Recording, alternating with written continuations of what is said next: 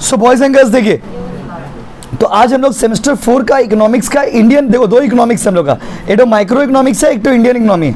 तो Indian economy का तीसरा यूनिट हम लोग पढ़ने के लिए जा रहे हैं, क्योंकि हम लोग माइक्रो इकोनॉमिक्स में 2 यूनिट कंप्लीट कर चुके हैं और इंडियन इकोनॉमी में भी 2 यूनिट कंप्लीट कर चुके हैं। तो अभी हम लोग का माइक्रो इकोनॉमिक्स में only 1 unit is left and Indian economy में ओनली 2 यूनिट्स आर लेफ्ट। लेकिन ये जो यूनिट अभी पढ़ने आ रहे हैं हम लोग, यूनिट 3, ये आपका 15 मार्क्स का है, ये थोड़ा सा बड़ा है as compare to last 2 units, ये थोड़ा सा बड़ा है। तो ये वाला यूनिट हम लोग करने के लिए जा रहे हैं, लेकिन बहुत इजी। इंडियन इकोनॉमी अगर अच्छे से सुनिएगा, खाली सुनना है उसमें बस, तो आप आराम से उसमें 40 मार्क्स स्कोर कर लेंगे। इंडियन इकोनॉमी बहुत इजी है। तो अब हम लोग इंडियन इकोनॉमी यूनिट 3 करने जा रहे हैं। उसके बाद आप लोग को इकोनॉमिक्स का स्कैनर भेजेंगे कल। स्कैनर अलग चीज़ है, कैप्सूल अलग चीज़ है। स्कैनर मतलब, स्कैनर वो है जो बुक से बुक बना के हम लोग देते हैं, जिसमें क्या है, बुक जो ईयरली पेपर रहता है वही उठा के एज इट इज़ बुक वाला आपको भेज देते हैं। वो स्कैनर है जिसमें प्रीवियस ईयर के सारे क्वेश्चंस रहते हैं, जब से एग्जाम से या चैप्टर ओरिएंटेड उसमें भी रहते हैं, जो बुक से ही बुक दे देते हैं, वो स्कैनर है।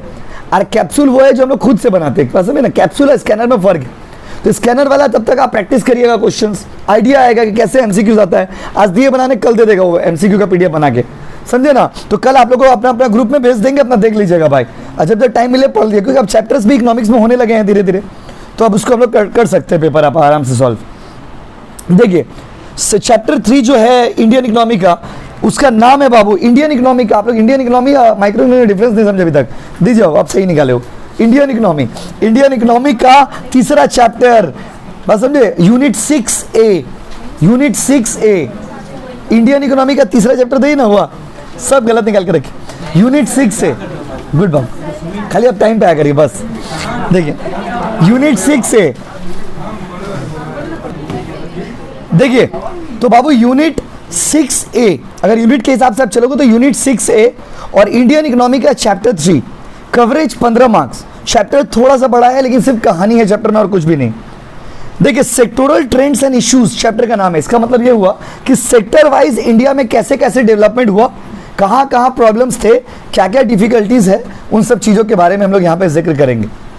सेक्टर के हिसाब से अगर आप बात करते हो तो टोटल 3 सेक्टर होते हैं, प्राइमरी, सेकेंडरी और क्या बाबू, टर्शरी। प्राइमरी, सेकेंडरी और क्या बोलिए, टर्शरी। प्राइमरी सेक्टर मतलब एग्रीकल्चर, एग्रीकल्चर हो गया, फिशरीज हो गया, ये सारा चीज़ क्या हो गया, प्राइमरी। और इंडस्ट्री, सेकेंडरी सेक्टर मतलब क्या बाबू, इंडस्ट्रीज। और टर्शरी सेक्टर मतलब क्या बोलिए, सर्विस। ये बात तो आपको चैप्टर 2 में ही पढ़ा दिया था। यहाँ पर कहानी सुनना है आपको बस भाइयों और बहनों। Problems of low, topic start आज एग्रीकल्चर के बारे में पढ़ा रहे आपको। देखिए इंडिया का एग्रीकल्चर, इंडिया को एक जमाने में सोने का चिड़िया कहा जाता था, क्योंकि इसका रीजन ये है माय डियर स्टूडेंट्स कि जब हम लोग देश, देखिए जब इंडिया आज़ाद हुआ था, तो जब हम लोग को फ्रीडम मिला, तो उस समय तक हम लोग का प्रोडक्टिविटी इंडिया में बहुत हाई था, प्रोडक्शन एग्रीकल्चर का। लेकिन जैसे ही हम लोग आज़ाद हुए, उसके साथ साथ कहीं ना कहीं हम लोग का जो था कंडीशंस, अंग्रेज लोग जब हम लोग को छोड़ा तो वो लोग क्या किया ना, बहुत ही पैथेटिक कंडीशन में लोग छोड़ दिए। गरीबी बहुत ज़्यादा था। एक देश जब किसी के बंधन से आज़ाद होता है तो उसको बैकअप करने में बहुत टाइम लग जाता है। आप समझिए मेरे बात को। ये भी एक कहीं ना कहीं एक रीज़न है कि हम लोग डेवलपिंग कंट्री बन के रह गए, क्योंकि हम लोग एक जगह से आज़ाद हुए हैं तो दूसरा जगह सेटल होने में वक्त लगेगा आपको। तो इंडिया अगर मान लीजिए आज़ाद हुआ, उसके बाद से स्टेबल होते होते अब धीरे धीरे हम लोग स्टेबल है, अब हम लोग कैपेबल है। अब उतना भी चाप इंडिया को नहीं, बस में जैसे जितना दूसरे कंट्रीज़ को है, वट एवर जो भी हो। तो अंग्रेज लोग क्या करता था, अंग्रेज लोग एक खराबी था, वो लोग जब इंडिया में आया था तो वो लोग देखा कि इंडिया का लैंड बहुत ही प्रोडक्टिव है। तो उन लोग के पास इंडस्ट्रीज तो पहले से भी थे, तो उन लोगों ने इंडिगो का कल्टीवेशन शुरू किया। इंडिगो मतलब होता है नील का फसल, आपने हिस्ट्री में पढ़ा होगा। तो नील का फसल वो लोग स्टार्ट किया। अब वो इंडिगो का एक खराबी था, जिस लैंड में आप इंडिगो का कल्टीवेशन कर देंगे ना, वो लैंड अब इनफर्टाइल हो जाता है। मतलब उसका प्रोडक्टिविटी या तो डिक्रीज हो जाता था, या तो उसका प्रोडक्टिविटी फॉरएवर खत्म हो जाता था। तो अभी क्या करने का बोलो, अभी क्या करने का है कि आपका ये तो प्रोसेस हो गया। तो हम लोग को जब वो आज़ाद, वो लोग इंडिया में मैक्सिमम लैंड पे नहीं यही किया, मैक्सिमम लैंड पे लोग ये इंडिगो का कल्टीवेशन करके लैंड को इनफर्टाइल बना दिया। तो जब अंग्रेज लोग हम लोग को छोड़ा तो ज़मीन सब बर्बाद हो गया था, ज़मीन सब खराब हो गया। तो हम लोग का देश का जो प्रोडक्टिविटी है एग्रीकल्चर का जो प्रोडक्टिविटी है, खेती बाड़ी का जो प्रोडक्टिविटी है, प्रोडक्शन कैपेसिटी था, वो धीरे धीरे बाबू क्या कर रहे हैं, हेलो ठीक से बैठिए ना, हिल डोल रहा तब से। देखिए तो प्रोडक्टिविटी जो है वो डिक्रीज हो गया था। आप यहाँ से तो सब दिखता ना बाबू, आप लोग समझते क्यों नहीं? आप लोग कैसे भूल जाते हैं कि हम देखेंगे नहीं? कॉमन से बात सच बचपना कर रहे हैं असल में। तो प्रोडक्टिविटी एग्रीकल्चर का डिक्रीज हुआ था। तो प्रोडक्टिविटी जब एग्रीकल्चर का डिक्रीज हुआ तो आपको पहला टॉपिक हम लोग का सिलेबस में यही है कि what are the causes of low productivity, मतलब प्रोडक्टिविटी इतना कम हो गया, उसका कारण क्या था? तो जब इंडिया में प्रोडक्शन कैपेसिटी इतना ज़्यादा था तो फिर सडनली ऐसा क्या हुआ कि इंडिया में प्रोडक्शन कैपेसिटी जो लैंड का है वो कम हो गया। लैंड उतना फर्टाइल नहीं रहा जितना वो था, या लैंड उतना प्रोडक्टिव नहीं रहा जितना प्रोडक्टिव वो था। तो बाबू देखिए क्या है नोट्स में, द मेन कॉजेज ऑफ, पहला टॉपिक यहीं से स्टार्ट होता है हम लोग का, the main causes of low productivity of agriculture are broadly of 3 types. Agriculture जो है वो ब्रॉडली 3 पार्ट में डिवाइडेड है। तो अब यहां पर माय डियर स्टूडेंट्स पहला फैक्टर है ह्यूमन फैक्टर। पहला फैक्टर कौन सा फैक्टर बाबू? Human factor. ह्यूमन फैक्टर मतलब all those problems which are caused by the human being, हर वो प्रॉब्लम जो ह्यूमन बीइंग ने क्रिएट किया है। ह्यूमन बीइंग ने जो प्रॉब्लम्स को क्रिएट किया है उसको हम लोग क्या बोलते हैं बाबू? Human factor. बात समझे? ह्यूमन फैक्टर का मतलब क्या हुआ बाबू? Human factor refers to all those problems which are created by the human being. तो जो इंसान ने क्रिएट किया है, बस समझे, इंसान के द्वारा जो प्रॉब्लम्स क्रिएटेड थे उन सारे प्रॉब्लम्स को हम लोग क्या बोलते हैं बाबू? Human being.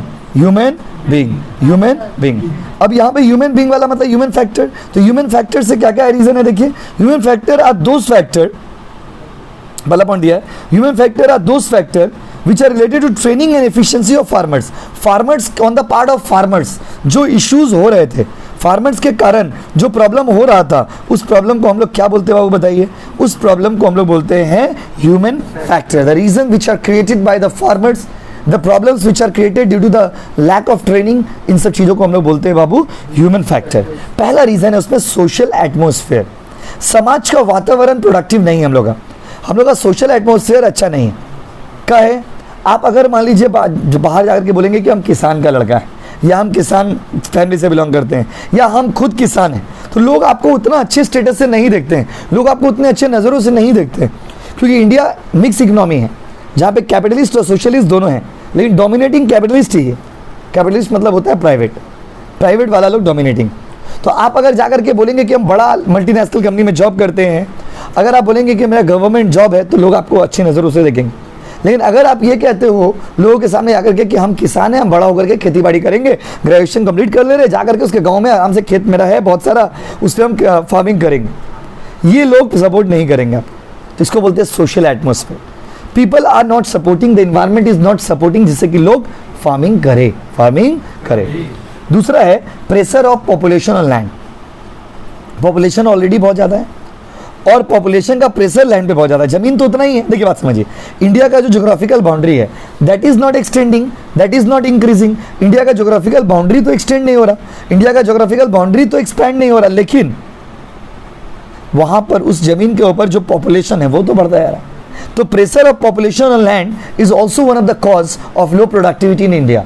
आप ये इसको कौन सा कैटेगरी में रखिएगा? Human factors. ह्यूमन फैक्टर्स मतलब ये वो वजह है जो हमने और आपने क्रिएट किया है। तो हमारे और आपके वजह से जो प्रोडक्टिविटी डाउन है वो ये वाला है, ये रीज़न है ह्यूमन फैक्टर। दूसरा है टेक्निकल फैक्टर्स, टेक्नोलॉजी का फैक्टर इम्पैक्ट। देखिए technical factor include techniques and methods of production. हम लोग का टेक्निक और मेथड भी प्रोडक्शन का उतना अच्छा नहीं है। क्या क्या टेक्निक है, क्या क्या मेथड है प्रोडक्शन का, वो देखिए। सबसे पहला है my dear students, technical factors include techniques and methods of production. उसमें पहला रीजन है traditional method of cultivation. Traditional method मतलब हम आप पूरा देखिए, पूरा दुनिया में मॉडर्न टेक्निक से प्रोडक्शन होता है, हम लोग के देश में अभी भी हम लोग ट्रेडिशनल मेथड को फॉलो करके ही प्रोडक्शन कर रहे हैं, इस कारण से भी प्रोडक्टिविटी लो है। दूसरा रीजन देखिए ओल्ड इम्प्लीमेंट्स। ओल्ड इम्प्लीमेंट्स का मतलब क्या हुआ? देखिए ओल्ड इम्प्लीमेंट्स का मतलब है माय डियर स्टूडेंट्स कि जो आपका ओल्ड इम्प्लीमेंट्स का मतलब होता है जो आपके पुराने टेक्नोलॉजी है, पुराने सामान है। तो पुराने जो सामान है उसको हम लोग बोलते हैं ओल्ड इम्प्लीमेंट्स। क्या बोलते हैं बाबू? Old implements. ओल्ड इम्प्लीमेंट्स का मतलब हो गया पुराना सामान। जो पुराना सामान है अभी भी हम लोग पुराना टूल्स, पुराना टेक्निक, पुराना मेथड से हम लोग प्रोडक्शन कर रहे हैं, इसको बोलते हैं ओल्ड इम्प्लीमेंट्स। क्या बोलते हैं भाई बाबू बताइए? उसको बोलते हैं हम लोग ओल्ड इम्प्लीमेंट्स। ओके, अभी तो हम क्लास करा रहे हैं, हम 12 बजे भेज देंगे आपको, ठीक है बाबू? देखिए उसके बाद देखिए क्या है अगला पॉइंट है my dear students, insufficient irrigation facility. बहुत इजी चैप्टर है, बस सुनेंगे चैप्टर मिल जाएगा। हम लोग के देश में इरिगेशन का सुविधा नहीं है, मतलब पानी का सुविधा नहीं। जब बहुत सारे जगह ऐसे हैं जहाँ पे पानी है ही नहीं, और जहाँ पानी का थोड़ा बहुत सुविधा भी है तो उसमें भी इरिगेशन का फैसिलिटी नहीं, मतलब सिंचाई सही से नहीं हो पाता खेत में। पानी जब जब चाहिए, फसल क्रॉप्स को पानी चाहिए होता है तो टाइम टू टाइम, तो पानी नहीं मिलने की वजह से भी फसल खराब हो जाता है और लोग जो है प्रोडक्टिविटी डाउन हो गया इतना। प्रॉब्लम्स ऑफ सॉइल, मिट्टी में भी प्रॉब्लम है, क्योंकि मिट्टी जो है वो अलग अलग जगह पे अलग अलग वैरायटीज ऑफ मिट्टी है। हर मिट्टी हर फसल को सपोर्ट नहीं करता, ये बड़ा इंपॉर्टेंट चीज़ है। ज्योग्राफी का चीज़ आपने सुना भी होगा बचपन में कि हर लैंड जो है हर टाइप के क्रॉप को सपोर्ट नहीं करता है, तो different land has different production capacity, ये भी एक रीज़न है। उसके देखिए problem of paste and disease of crops, crop फसल में भी बीमारी हो जाता है, फसल में भी बीमारी हो जाता है। क्रॉप्स जो है ना, क्रॉप्स आप देखोगे, अगर आप लोग तो फैमिली फार्मर फैमिली से नहीं हो, फार्मर फैमिली से जो लोग होंगे लोगों को पता होगा कि जो क्रॉप्स होते हैं ना दूर दूर तक, क्रॉप्स भी क्या होते हैं उसमें कीड़ा लग जाता है। क्रॉप्स में क्या लग जाता है बाबू? कीड़ा। क्रॉप्स भी खराब हो जाता है, क्रॉप्स में कीड़ा लग गया पूरा, एक तो कीड़ा तो इतना डैमेजिंग होता है कि बीघा का बीघा जमीन में जो फसल है उसको बर्बाद कर देता है। बीघा का बीघा जमीन में जो फसल है ना बाबू, वो पूरा फसल को बर्बाद कर देता। तो ये सब भी एक प्रॉब्लम है जिस कारण से प्रोडक्शन सही से नहीं हो पा रहा। उसके देखिए अगला पॉइंट में चलिए बाबू। अगला पॉइंट है बाबू फीबल कैटल, ये बड़ा इंटरेस्टिंग है। फीबल कैटल का मतलब क्या होता है बोलिए? फीबल कैटल का मतलब होता है माय डियर स्टूडेंट्स, हम लोग का देश का जो जानवर लोग है वो लोग भी कमजोर है। फीबल मतलब कमजोर, कैटल मतलब जो भी एनिमल्स का इस्तेमाल आप करते हो फार्मिंग के लिए, खेती बाड़ी के लिए, एग्रीकल्चर के लिए जो भी जानवर का यूज़ करते हैं उसको कैटल बोलते हैं। तो फीबल कैटल, हम लोग का देश का जो कैटल है, पशुओं जो है, पशु लोग जो है, पशु लोग भी हम लोग का देश का क्या बाबू? कमजोर। प्रोडक्शन कैपेसिटी सही से लोग बेचारा काम नहीं कर पा रहा। उसके बाद lack of credit facility, industries को तो सारे लोग लोन देते हैं, बात समझे, लेकिन फार्मर को कोई लोन देना नहीं चाहता है। Nobody wants to invest the money in to the farmers, farmers को कोई लोन देना नहीं चाहता है। तो माय डियर स्टूडेंट्स, फार्मर के बारे में भी यहाँ पे हमने बात की है। अब देखिए अगला पॉइंट क्या है, अगला है my dear student institutional factors. Institutional factors मतलब कुछ ऐसे भी रीजंस होते हैं जो लैंड के प्रोडक्टिविटी को ग्रो करने नहीं देते। ये भी एक वजह है कि लैंड का प्रोडक्शन कैपेसिटी जो है वो कम होते जा रहा है। क्या होते जा रहा है बाबू? कम। पहला रीजन क्या है देखिए, पहला रीजन है माय डियर स्टूडेंट्स स्मॉल, अच्छा ऊपर में तो बाकी था ही पॉइंट, लैक ऑफ, वहाँ पे स्पेलिंग ठीक कर दीजिए, lack of high yielding variety seeds, lack of high yielding variety seeds, lack of high yielding variety seeds.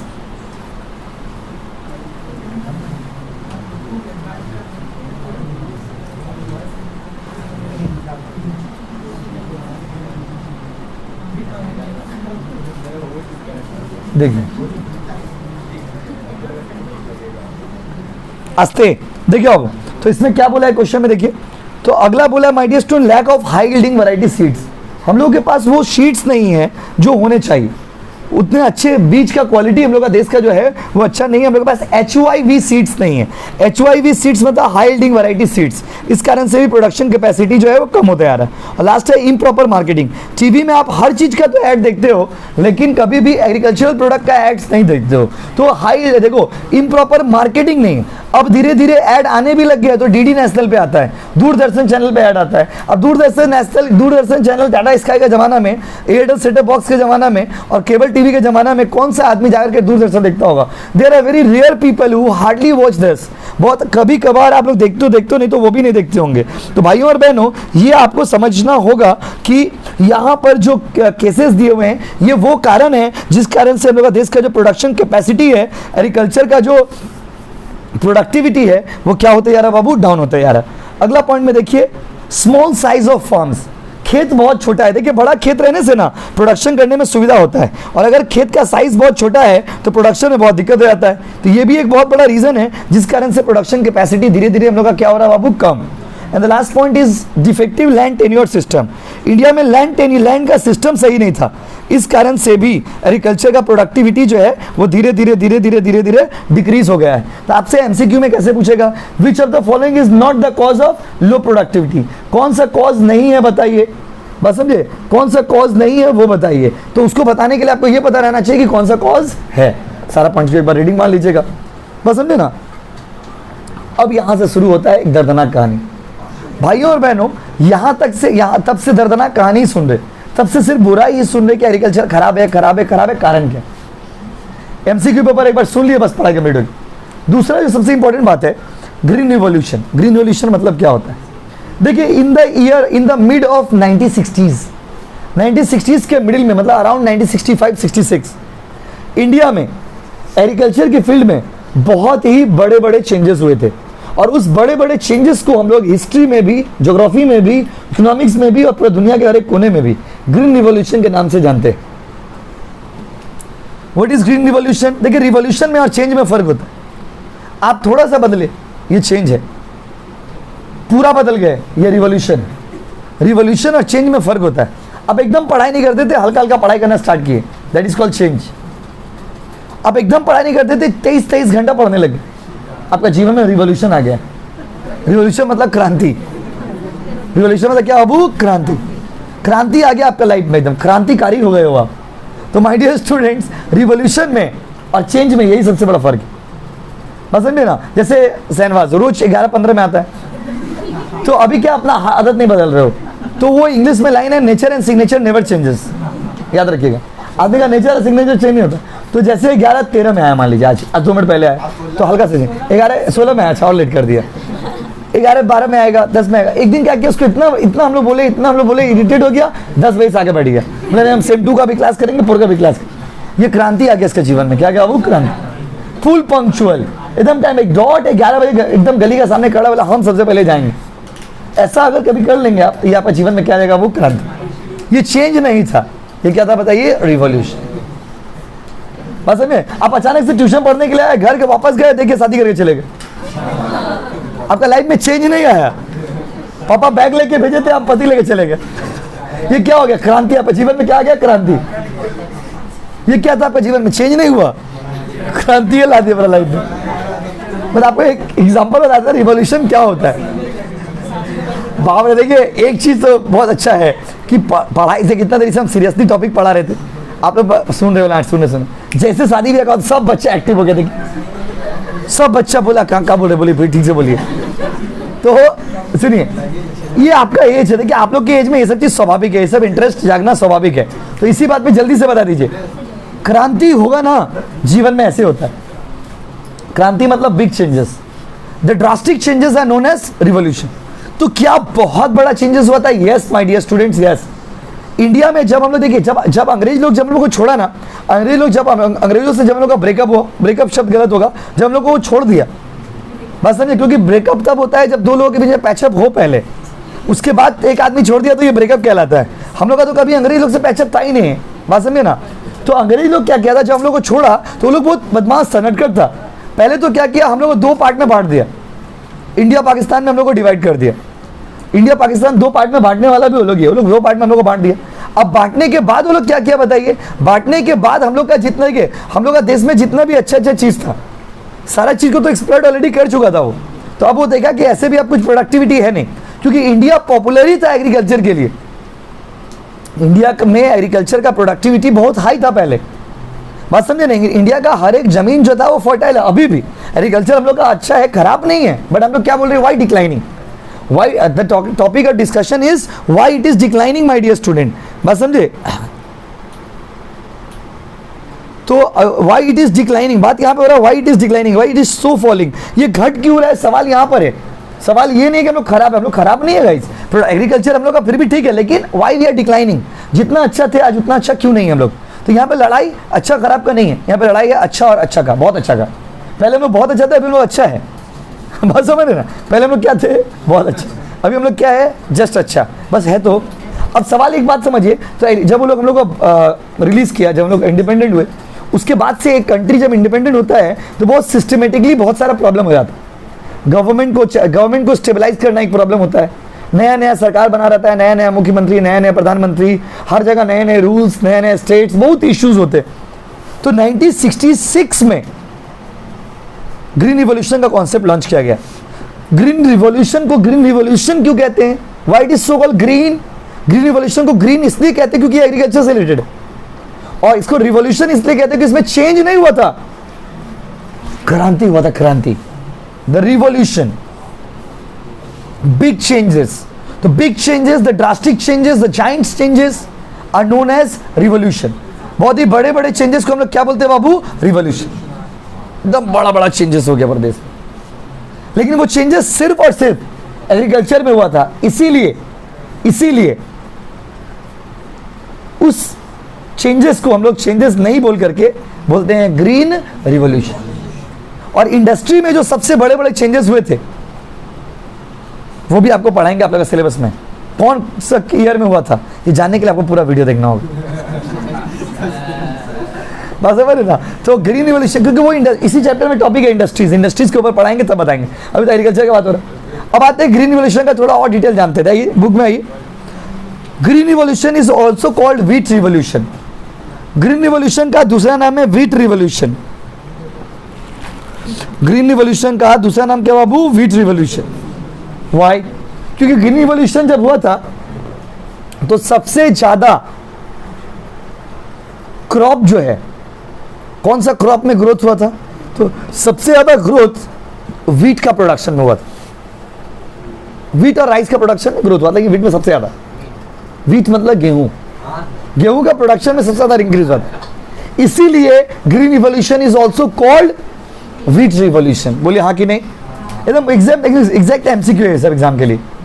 Which of the following is known as wheat revolution? Answer क्या होगा? Green revolution. या the other name of green revolution is known as, बोलो, बोल दो ना जरा. Yes. तो जब बहुत ज्यादा चेंजेस किस में हुए थे? व्हीट में. पहला पॉइंट ये था ये बुक में. Green revolution is also called wheat revolution. दूसरा, significant breakthrough by way of productivity increased under the green revolution was achieved in the wheat. सबसे ज्यादा चेंजेस wheat का प्रोडक्शन में हुआ था. This experiment was extended with the new wheat and rice varieties. नए नए type के गेहूं, नए टाइप के धान समझते हो आप?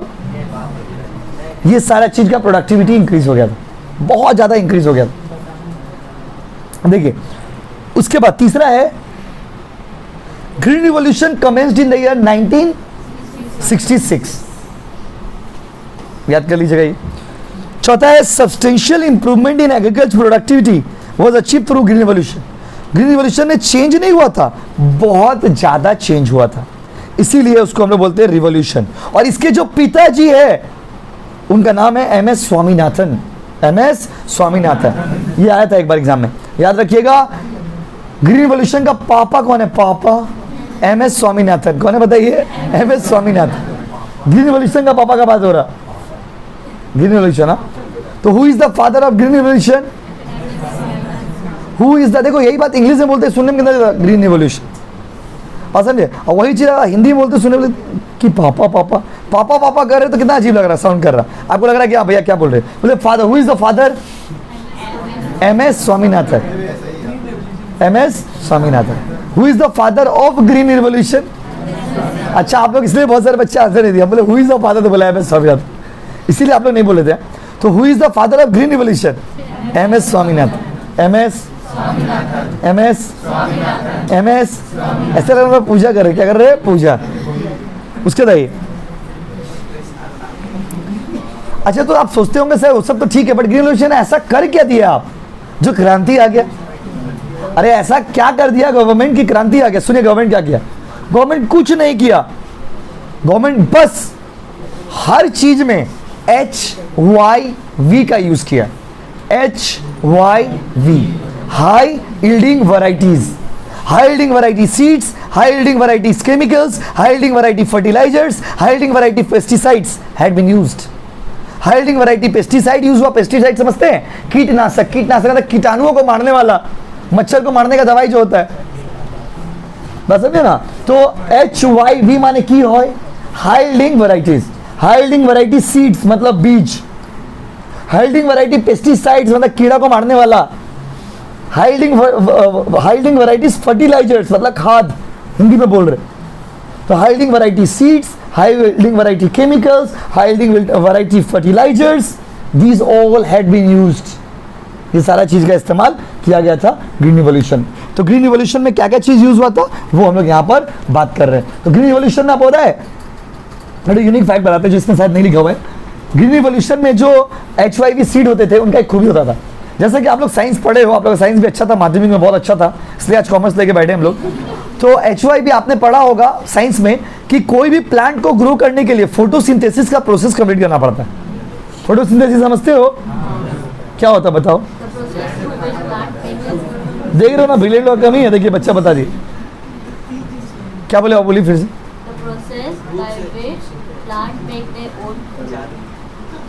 गलत हो गया आंसर, गलत है। हाँ वही तो की पॉइंट है। देखिए प्लांट, एक मिनट, प्लांट फूड फॉर्मेशन करता है, सुनिए पूरा बात, आप अपना ज्ञान देखा, मेरा ज्ञान सुनिए। प्लांट फूड फॉर्मेशन करता है ये तो सबको पता है, उसका यूनिक चीज ये कि सनलाइट चाहिए उसको, बिना सनलाइट का प्लांट का जो है ग्रोथ नहीं होता है। आप अगर एक पेड़ को, आपने वो एक्सपेरिमेंट आचार्य जगदीश चंद्र बोस ने किया था, कुछ बच्चे AJC कॉलेज में भी हो आप ये मत सोचिए कि आप AJC बोस कॉलेज में हैं तो आपके अंदर आचार्य जगदीश चंद्र बोस वाला क्वालिटी है। जस्ट एग्जांपल दे रहे, AJC आचार्य जगदीश चंद्र बोस कॉलेज उनके नाम पे ही रखा गया, आचार्य जगदीश चंद्र बोस। देखिए बहुत सारे बच्चे तो इतना कंफ्यूज है हिस्ट्री को लेकर के कि उनको लगता है सुभाष चंद्र बोस जगदीश चंद्र बोस से भी है। अरे नहीं बाबा, दोनों अलग अलग व्यक्ति थे। सुनिए, आचार्य जगदीश चंद्र बोस जी जो थे, उन्होंने कहा था कि जैसे आपके अंदर जान है, आप तड़पते हो, आपके आंसू निकलते हैं, आपके अंदर इमोशंस है, फीलिंग है, वैसे plants also has the feelings. Plants जो है, प्लांट में भी जान होता है, प्लांट में भी जान होता है। किसका? किसी का भाई, किसी का जान। तो प्लांट भी क्या है? प्लांट भी किसी का जान है, प्लांट भी किसी का क्या है? जान। और वो एक स्टोरी था ना आप लोग क्लास 12 इंग्लिश में, स्ट्रॉन्ग रूट्स चैप्टर, यही था, स्ट्रॉन्ग रूट में ही था ना, पेड़ को काटते हैं, उसको तड़पता है, बहुत सारी चीज़ याद भी नहीं ठीक से। ये क्या आप लोग ने इंग्लिश, आप लोग एग्जाम दिए हो ना जी, तो ऐसा प्रिटेंड करे कुछ पता ही नहीं।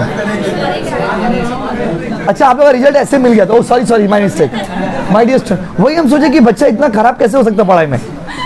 आप लोग एग्जाम नहीं दिए थे, सॉरी माय मिस्टेक। आप लोग 11 नहीं दिए, 12 में दिए, 11 दिए, 3 टू।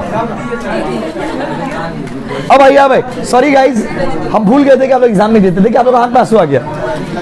अब भाई इधर देखिए, आस्ते एक सुनिए, एक तो एग्जाम आप लोग जब से पढ़ रहे हो माध्यमिक में, माध्यमिक दिए थे, और उसके बाद माध्यमिक देने के बाद से आप लोग को एक तो बड़ा एग्जाम देने का मौका मिला, सेम 2 वाला, and you know the result. देखिए उसके बाद देखिए ग्रीन रिवॉल्यूशन में, हाँ जो बता रहे थे आपको, तो ये जो सीड्स था ना, सुनिएगा बात, HIV सीड का यूनिकनेस क्या था बोलिए?